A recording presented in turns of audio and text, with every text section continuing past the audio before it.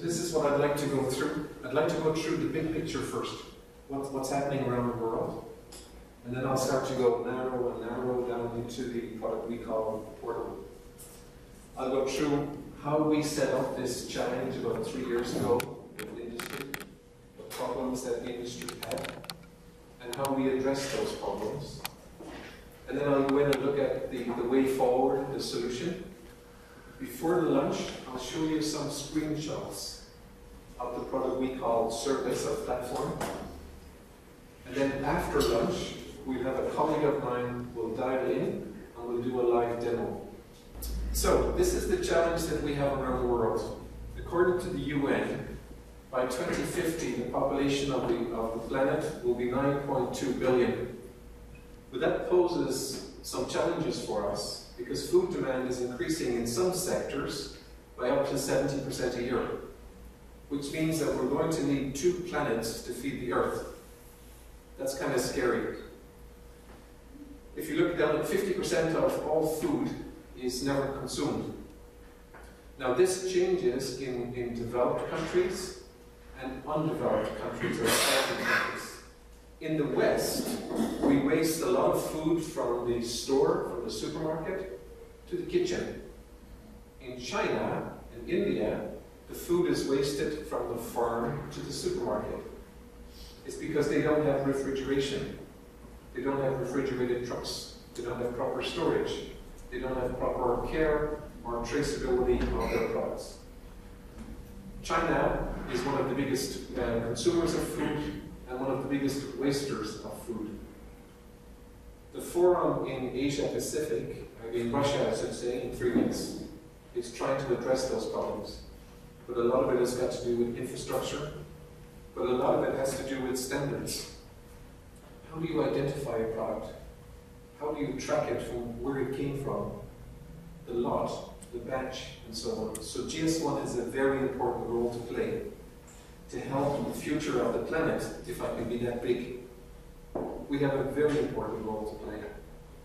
And education and awareness are vital. So we have, although we have a vital role to play, our role is still only small, because I'll show you why. In the developing countries, the foodborne illnesses and waterborne illnesses kill 1.9 million people per year. 1.9 million people. Now, this is only the ones that are reported. There's many, many more, probably 1 or 2 more million that's not reported. So this is a big challenge. I read that 50% of all the hospital beds in the world are occupied by people with waterborne illnesses. This is pretty shocking. If you look at this number here, up to 30% of the population will get diseased in the West. So if you look at the population of Poland, what's the population of Poland? 38 point something. So let's say 39 million. 39 million times, so 20 people will die per year. So it's what, 800 people, is it? Will die per year in Poland from foodborne, if that's the right metric to use. If you look at the US alone, you think that the US is Western, it's developed, the big companies, all that they're doing the best. Look at this. 48 million cases of foodborne illnesses per year. 150,000 hospitalizations, 3,000 deaths. That's in the US, and there's many, many more. This is only what's reported. Because in the hospitals, when somebody is dying, and somebody dies, they're not going to ask them, what did you eat? So this is only the tip of the iceberg. Tip of the iceberg. But look here. The cost of foodborne illness to the US economy, 152 billion.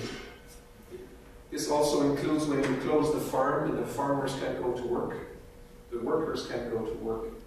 You have the economic impact of that. So these are some of the challenges that we have around the world. So where I said earlier, GS1 can help, we have a big role, but in the context of the global issues, it's a small role. I'll show you why. You have cultural sensitivity. You have mobility of people. So we have many, many new cultures, more than likely in Poland. new people coming into Poland. The same in Ireland, we have many, many new people. In Canada, I think we have 190 nationalities. These people bring with them their cultural values, their cultural norms. But I'll come to that point in just a moment. But here we have mobility. When I spoke to the Hong Kong government sends out a notification to industry, about 30 recall notifications per week. And on some of those recall notifications, it says, U.S. Department of Agriculture, this recall is only for California. But the Hong Kong government sends it to industry in Hong Kong and says, please check your inventory and advise your consumer. And why do they do that? They do that because there's 40 or 50 or 60 airplanes that fly from California to Hong Kong every week. And people buy sometimes in bulk in California, and they put it into their suitcases and then bring it over to Hong Kong. So the government in Hong Kong are trying to be responsible by informing industry that there's a problem. Yeah. So that's the type of issues that we have. But industry say to me, John, please help the government, because we have to hire 2 people to check recall notifications. And of the 30 recall notifications, only 1 on average is applicable for Hong Kong. So what we're trying to do is to make sense. We're trying to make sense of how business communicates with business, how our business communicates with the government, and how the government communicates with other governments. So in my presentation, I'll talk about those. The education part is not just for the foreign countries or undeveloped countries. You'll see here, in Italy, 49% stored leftovers in the refrigerator soon after meals, but 51% did not. So it's Italy as well. There's France. Down here in Nepal, India, Cameroon, Burkina Faso, 30% of people believe that food illnesses come from the evil gods. You must have done something to anger the gods. So there's an education that has to happen, and there's a long way to go. Yeah. Yeah. So education on food safety is not confined to developing countries. One thing that's pretty consistent, if you talk to all of the experts around the world, they say the big one is coming. The big recall is coming, probably at the ingredient level. And they're saying if we don't fix it right now, if we don't understand how to communicate, if we don't understand how to track a product, how to identify it first and then track it, that when the big one comes, we're not going to be prepared and a lot of people will die. So let's look at the business context of recall when we started. About 4 years ago, the industry came to us in the United States. All of the big companies, Coca-Cola, Kraft, Pepsi-Cola, Procter & Gamble, Unilever, and several others. And they said, GS1, we need you to sit in the middle and help us to come up with an agreeable way to do recall, because what we have will not work. So this is just what I just talked about. No industry process, multiple portals, multiple ways of doing it. And while this guy here, he might look happy, he's not very happy with having to go to all those different places. This is what it looked like. It was ugly, with some healthy spots. Some of the big players are really good. In fact, I would say all of the big companies are very good at recall. They don't need GS1. They don't need guidance. They're very, very good. Many of you are very, very good at traceability and recall. What we want to do is capture what's working really well. Capture what's working really well. And then share it with everybody in Poland, so everyone in Poland is doing a base level of goodness, if I can say that. There's a lot of Polish people in Toronto, where I live. So you might have heard about 3 years ago, 4 years ago now, we had a major food recall. It was all over the paper, 23 people died from eating contaminated meat, sausage meat, and different types of meats. It was Maple Leaf Foods, and Maple Leaf Foods, the CEO of Maple Leaf Foods came on to television, and he said, it's not our fault, it's the government's fault. He said it's the government's fault for not sending enough inspectors. It's crazy, crazy. But he had to protect his company, because a lot of companies go out of business as a result of a recall. This was a very difficult period even for me as a father and as a citizen of Canada and someone that knows standards. When the recall came out first, it said people who ate sandwiches at Subway and McDonald's are at risk. 2 people died, but they were old folks, seniors. Then they had to rethink it, and then they came back and said, oh, then they added all of these other restaurants, and then 2 more people died. Then they started adding more products. And then on a Saturday, I went into the supermarket, and where you see all of the different meats in the refrigerator, half of them were gone. And for me, it was a realization that this one company had all of these different brands. 2 more people died. Then they said that these products, the recall needs to be extended to other products. And it said that people that were in old folks' homes and hospitals were also at risk. And then 5 more people died. And at the end of this process, it took about a month, everybody was confused in Canada. The government were trying to do the best they could. The government was trying to notify the public, but the government is only as good as the information you get from the retailer, from the manufacturer. So it was a difficult process for everybody. Last year, in February, I was in London at a global food safety conference. The CEO of this company, he came over there and he stood in front of his peers, 650 of the largest food companies in the world and the largest retailers. And he said, ladies and gentlemen, 23 people died as a result of my company not doing the right thing. He said, we're going to invest in training. We're going to invest in hiring new people. We're going to invest in new processes. And we're going to invest in a new way of doing things. Everybody is going to work on quality, quality, quality. But there was something missing from his presentation. And the very next person that came up and presented said, great presentation from the Maple Leaf CEO, but if he used technology, he would have known that there was a significant amount of Google searches in the Toronto area for food poisoning.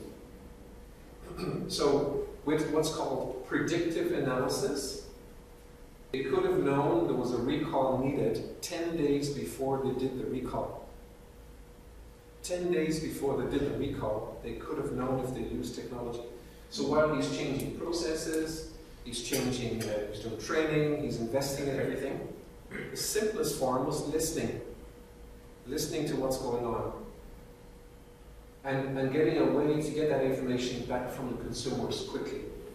So even in our conversations with our members, what we're starting to add now are incident reports. How can you get the incidents back from the retailer to the manufacturer, and then from the consumer into the retailer, or the consumer up to the manufacturer? You have fact and reality. Most companies believe that there's no problem with recall. But here are the facts. 67% of companies with sales of 5 million or more had 20 billion in costs as a result of recall in 2007. This company went out of business. The same with the peanut company of America, it went out of business. Most insurance does not cover you for recall. In fact, most companies will get insurance, just general insurance for their company. Recall is nearly never covered. So when there is a recall, it comes from the bottom line. It comes directly from the bottom line of the company as an unexpected hit. So in countries where litigation and court cases are very popular, you will have two recall insurances. One for the liability, if people sue you, if somebody dies and the family sues you, and one for the physical product. So two different types of insurance. Liability, legal liability, and the physical product. Pulling back the product and then replacing it with new product. So, and for any of you that are looking at liability, check your insurance policy. More than likely it does not cover recall. This company went out of business after 57 years. And there's some good statistics developing that a lot of companies will not survive recall. So this whole system that we're putting in place with industry acts as a sort of insurance policy. So in the United States, the way we've structured it in the United States and in many other countries, for Procter & Gamble in the United States to use this whole service, it's $1,500 a year. That's it. In Canada, it's $1,000 a year. In Germany, for Metro, 2,000 euros per year. That's it. That's it. The return on investment is 1 minute. 1 minute, because Metro, before this, Metro are not yet on board, they will be. It used to take many people to try to figure out what's going on. And now it's structured and it's aligned. So for it to work in Canada, GS1 will need a lot of companies to participate to ensure that it's very low. But the return on investment is instantaneous. So GS1 is in a great position to be able to take a standards-based approach and get the recall message on a smartphone and a non-smartphone, the old digital analog phone, to be able to warn consumers. And also, it might be a small retailer that has a shop that's not connected to the internet. So we're looking at creative ways of getting that. In South Africa, they're starting a pilot this year, in October. And you think, what South Africa said to me, the government said to me, Mr. Keogh, we have a lot of problems over here with our society and our culture and crime and everything else. We want to be serious about safety of the consumers. We want to send a strong message that the food they eat is safe. So South Africa will be one of the top 5 countries in the world adopting traceability and a food recall process. GS1 is part of the sub-government in South Africa. We'll have the same challenge in India and also in China. But it's great to see a country like South Africa moving forward with something as important. Having an effective recall process in place is a good thing. It can enhance your brand. When I talk to the European Commission, they say to us, automotive is the best example. Because today, as a consumer, if we buy a BMW or a Mercedes or a Toyota, we know that if there is a recall, they will tell us. So they said to us, GS1, continue to do your work, but tell brand owners that it's not a bad thing, it's a good thing. It can actually help the brand. So what we want to do is also to help enable the consumers. And we're working on, for mobile apps, with a lot of the brand owners and retailers. And there's 2 different angles here, and I'll split them up. If you're at home and you read the newspaper, you hear it on the radio, you read it on the internet, we want you to be able to go over to your refrigerator, open up your refrigerator, and use a mobile app to scan the barcode. Now, all of the barcodes, if you have 2 cartons of milk, both cartons of milk will have the same barcode. But then this will return a value, hopefully, saying, yes, that global trade item number is on recall. Please check for this lot, or batch, or date code. So that's the kind of the interaction back. and then the consumer can be safe in their house, that know that the product that they have can be safely looked after. A retailer, on the other hand, we're talking with a few retailers who want to develop intimacy with their customer. So for example, if I have a corner store over here, just down the street, that corner store might offer a subscription. If you always shop there, and if anything goes on recall, they will send a message out to you directly. Does that make sense? So you have the brand owner side, right down to the kitchen, or to the house. And you have the retailer side to develop intimacy with the customer. So this one is interesting. This looks at US companies and European companies. And this is $10 million in losses in 2007. And this number just increases. Now, I want to point out here as well that the number for counterfeit products globally, I'm going to shock you with these numbers, but I'll share this information with my colleagues. The estimate, the global estimate for counterfeit products, $1.77 trillion by 2015. $1.77 trillion. That's more than the GDP of most countries in the world. It's shocking. 3,000 deaths. 3,000 deaths in the G20 countries linked to counterfeit products. Yeah. 18.1 billion is the economic cost of those debts. 18.1 billion. And I have numbers on the, I think it's 14 billion increase in crime, in the prevention of crime, and 125 million the cost of injuries for counterfeit products. But guess what? Do you remember that first slide I showed about the shortage of food? Due to the shortage of food, there's more crime coming into food. There's theft of food. There's counterfeit food. So we have to be careful. 960 billion is traded products. Products that physically go from one country to the other.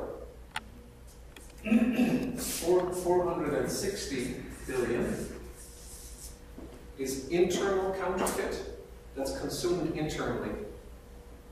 Internal counterfeit consumed internally. The biggest sources of the counterfeit products: China, Russia is number 2, Turkey is number 3. So quite a significant amount. This includes software, and it includes videos and things, but the physical products is also broken down. My colleagues will have a copy of this report if anybody wants it. It's from 2011. BASCAP, the Business Action Group Against Counterfeit. Shocking information in there. This is the only thing I want you to remember. 1842-43. That's all. Forget everything I said today and only remember these 3. And I'll show you why it's very important. It takes 42 days to close the recall, and that's because you guys here are doing a fantastic job analyzing the bacteria, the pathogen, what went on here, you're in a white suit and everything, you look good, you're highly paid, and you're doing a fantastic job helping these guys. But nobody's made the connection down here. Where are the products now? At what stage are they at? Are they in shipping, distribution, post-production, production, on a truck, on a container, at a retail store, and so on and so forth? And what's the end result of all of that? The end result is, what percentage of products do you actually trace? Now this is for the most serious recall where somebody is going to die. Somebody's going to get very sick or die. For health and safety, they only traced, now this is not found, this is traced 43%. If the consumer knew that, the consumer would go crazy. This is in the United States. So it took 18 days to sense an act on the recall, 42 days to complete. And then after 42 days, or you say elapsed 60 days, they only traced 43%. This is what I'd like to see as a headline in 12 months' time. Poland pulls together to protect their consumers and Polish exports. This is you guys. And GS1 will issue t-shirts. You have t-shirts as well. So the way forward. We looked at best practices, and this is what we've developed as a best practice. So this is essentially what we're doing with the process. Each individual blue box here represents a company. And essentially what we're doing is we're pulling the process up above everybody and putting it into a cloud platform, a secure cloud platform that everyone can use.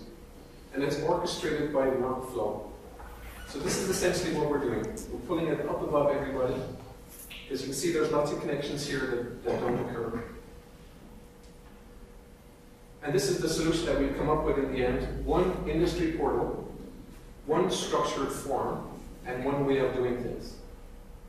So the way to do a recall in the United States is 95% the same as Canada. And the only thing that changes is, believe it or not, you think Canada and the US are the same, not. With different currency, different tax laws, and different laws around regulation, different regulatory requirements for reporting. So about 95% the same. The Canadian system was brought over to Australia, but again, only 95% the same because we added the government form. So this is the one form, one standardized form, and one process. And as my colleague put up earlier, it's like your bank account. So if one of the team wants to know what is the current status of a recall, they log in and see the current status. Because anything that's paper-based or based on email is only as good as the previous email that you got. So it's like when you want to know what the status of your bank account, you log into the bank. We're trying to create that electronic recall record that's safe and secure. So if you're the brand owner, nobody else has access to the recall. If you're the brand owner, only you have access to the recall or whoever you want to give access to. The system is very secure. Nobody can see the recall message if you don't want them to. If you forward the recall message to a retailer, it only goes to that retailer. You can select who gets it, who receives it, and there are system logs to see who can actually get into there. So it's very safe, very secure. We have two of the best global solution providers working with us on that to make sure that it is secure. We have the Hewlett-Packard company and the Microsoft company in the background using best practices for technology, for access control, for privacy, and for data privacy. Just a couple of the big companies. There was many more, but all of the big guys in the US, the world guys, played with us initially to start up the process. There's many more names, it's just a few examples of the players. But the thing that I want to point out here, in the US, the members cover 90% of all volume food. 90% of all volume food is covered in the system today. Now, tangible results. The service is helping to reduce risk by ensuring compliance. It's also reducing the risk profile, as I mentioned earlier, for insurance companies. Reducing the risk of harm to the consumers with rapid and accurate communication. Reducing costs by making recall more effective and targeted. Optimizing asset utilization through more effective processes. Revenue through improved trading partner trust. So really, the four main pillars that any executive will want to look at. Will this help me increase revenue? Absolutely. Because if you're building trust, if I build trust with my customer, and my customer trusts me, that if there is a recall, I can be accurate, and I can tell him if it's batch number 1 from February or batch number 2 from March. He trusts me, so I'll be a preferred supplier. And this is very coveted by a lot of companies, to be a coveted, trusted supplier, preferred supplier to the retailer. So I will increase revenue by that. Can I reduce costs? Absolutely. This is also a very important point. How do you dispose of products? I'm asking industry to consider and talk about an ethical and safe way to dispose of products so they don't come back into the supply chain. This is very new, and in some countries, like with pharmaceutical, it's okay. Pharmaceuticals are very good. But for food, there's no set process in many countries to guarantee or give a certificate of destruction. And I think this is important. This happened in China with the dioxin as well. It wasn't all destroyed, and 3 years later it came back again. There are too many operators very willing to buy products that have been returned, and sometimes it's criminal, but sometimes they don't know. Sometimes they just don't know, and they go, oh, I'm going to sell them at a market, I'm going to sell them at a fair. And they could be counterfeit, they could be fake, or they could be returned because somebody's life could be in danger. So consider that as well, a certificate of destruction for recalled products. And this actual recall service won an award last year, 2011, for the most innovative solution for food. Okay, so what we just saw as a demo, what I'm going to show you now are just the static screenshots of how that was built up and how it's structured. So before somebody pushes the button and sends out the recall message, we need to have, obviously, a portal. So what you saw was the live portal. You need to have an initiator and an approver. Typically, that's the brand owner, the person who brings the product to the market. It could also be for Poland. If the brand owner is not in Poland, it could be their authorized agent. So Coca-Cola doesn't exist in Poland, but has a distributor, then they would do it on behalf of Coca-Cola. Then we have the regulator, and we have the other stakeholders, retailer, wholesaler, it could be food service, another manufacturer, or a broker.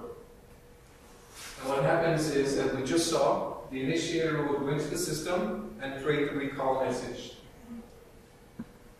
Once he goes through and approves that, he sends it to the approver, and the approver will review it.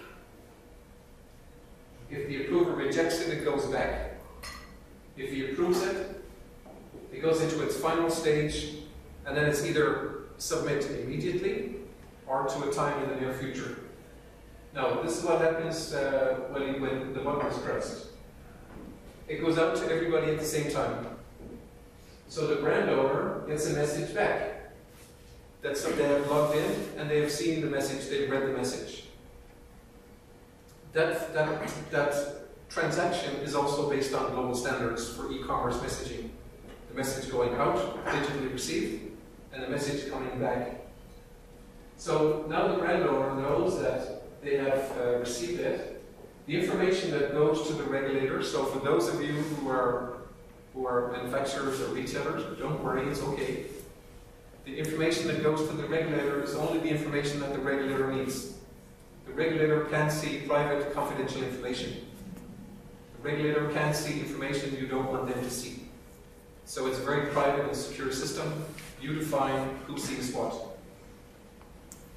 But in this case here, it's possible, we're working on new enhancements for Australia and Canada, so that when the regulator comes into work on Monday morning, they can see the message and go in and see the current status.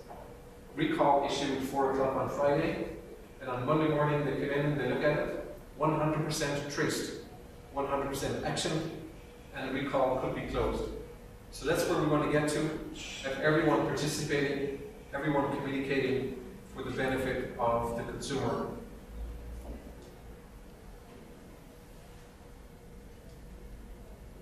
So this is the screenshot, and you'll get copies of this as well. This is the one that you actually saw. You have the success bar here, or the progress bar on the notifications.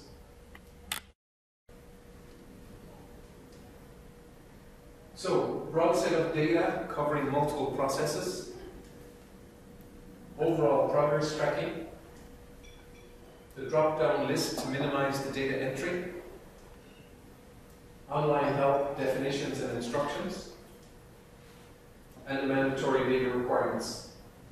So we built this that if you came from the planet something out of Earth and you came down to Earth and could read and speak English, you'd be able to use the system.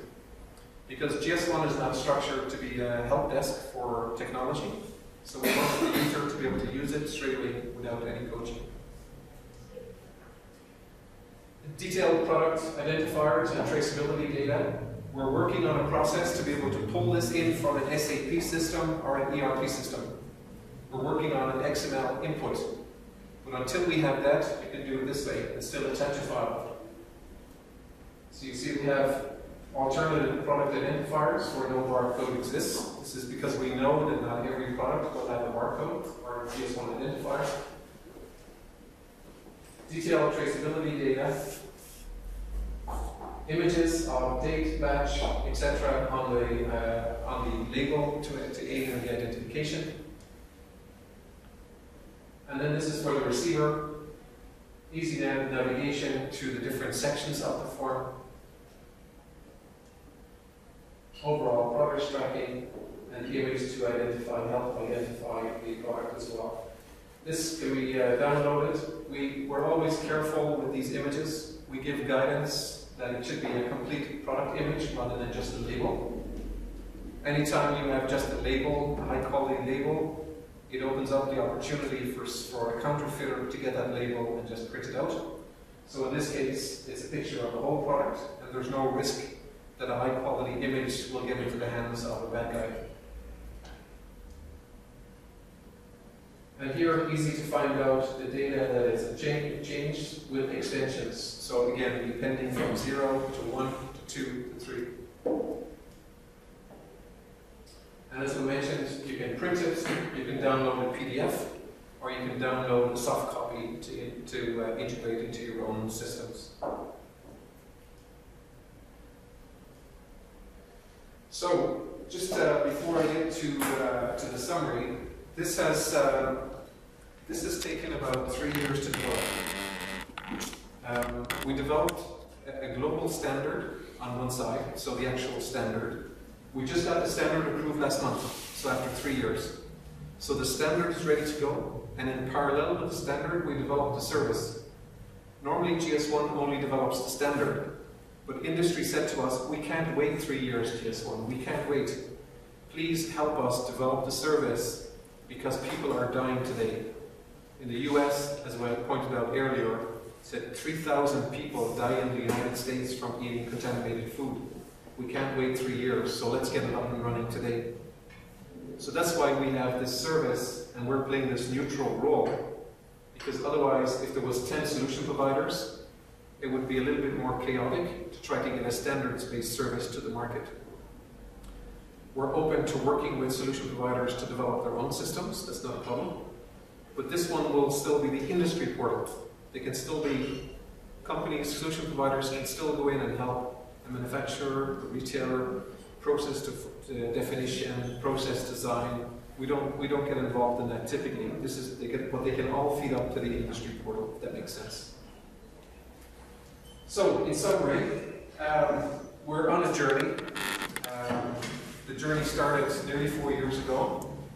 We've had a couple of mistakes along the way, not big mistakes, not big errors, but the more conversations we have in different countries, the richer it's getting. And I think one thing that hasn't changed is the ability to develop a cloud-based platform, so like a